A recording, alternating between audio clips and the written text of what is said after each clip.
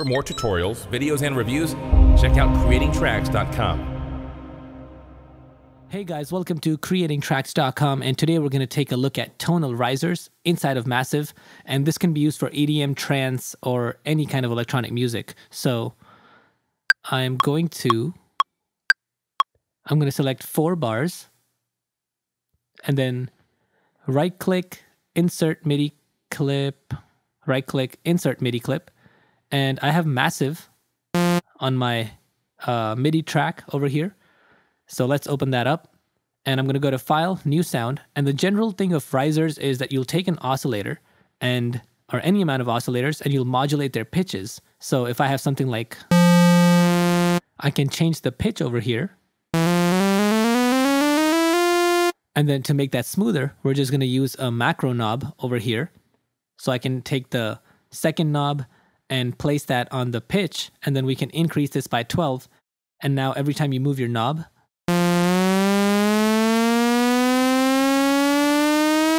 it makes it rise in a more smoother way.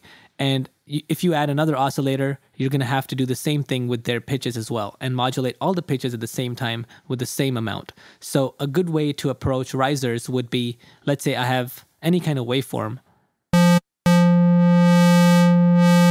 What we can do is everything can be controlled by one macro knob. So I could modulate the WT position of this oscillator.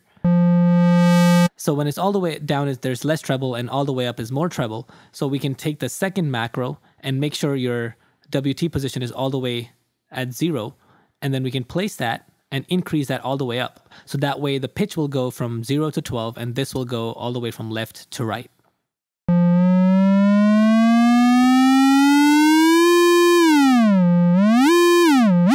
All right, so this way you can also select a filter, low pass 4. And then you could add an LFO, or actually before we add LFOs, let's add a reverb.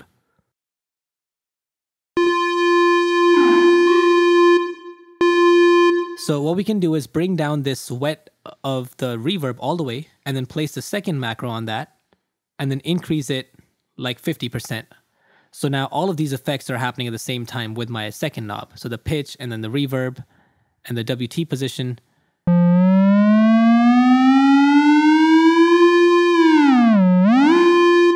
All right, another thing we can do is go to the second effects tab and then add, let's say, a flanger.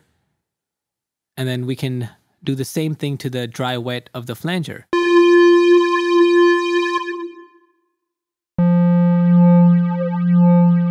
So we can place the second macro on the dry wet of the flanger. And notice how we're using only one macro this whole time.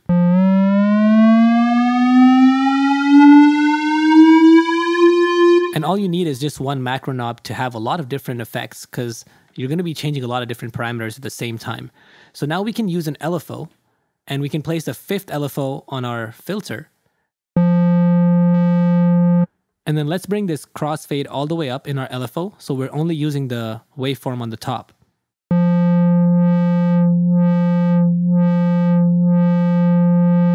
And you can give a little bit of motion by doing something like...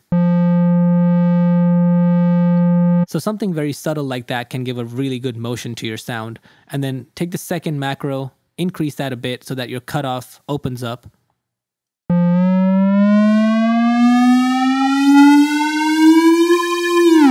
I can even bring down the LFO amount on my cutoff and increase the rate.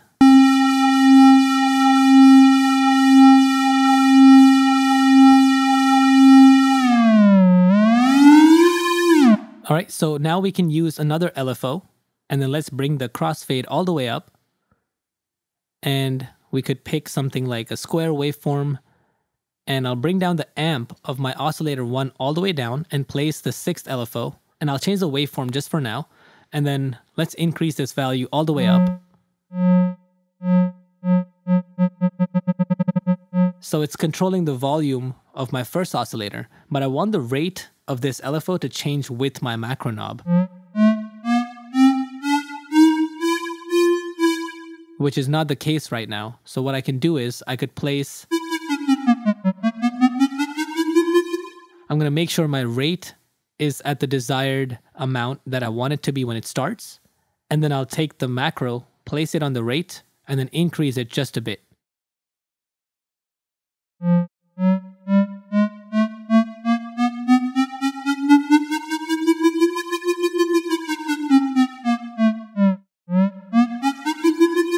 All right, so it's sounding pretty cool so far. Another thing you can do is add another oscillator. And then let's say I pitch this down by 12. And if I play this and change my macro, it's not really affecting the pitch. So what we can do is place the second macro on the pitch, increase it by 12. So your LFO is not controlling your second oscillator like it's doing in the first one, and that's why you hear a sound like that. And you can also pick a different waveform.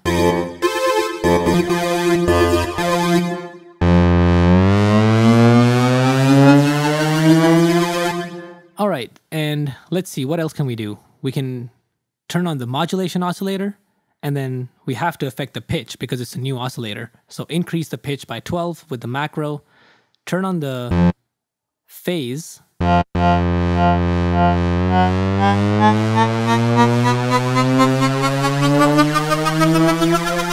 So that's the general idea of approaching a tonal riser. You want to start with an oscillator and then slowly start building up so that you don't get too confused all at once. And one macro knob should be more than enough to have an effect like this, because if you have multiple macro knobs, you're going to have to automate all of those.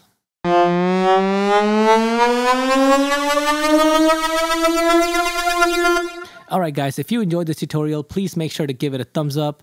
And I actually didn't even use this MIDI clip over here, so I'm just going to delete that. But please make sure to give this video a thumbs up if you enjoyed it, and share it and subscribe to our channel for a lot more, and we'll see you next week. Peace!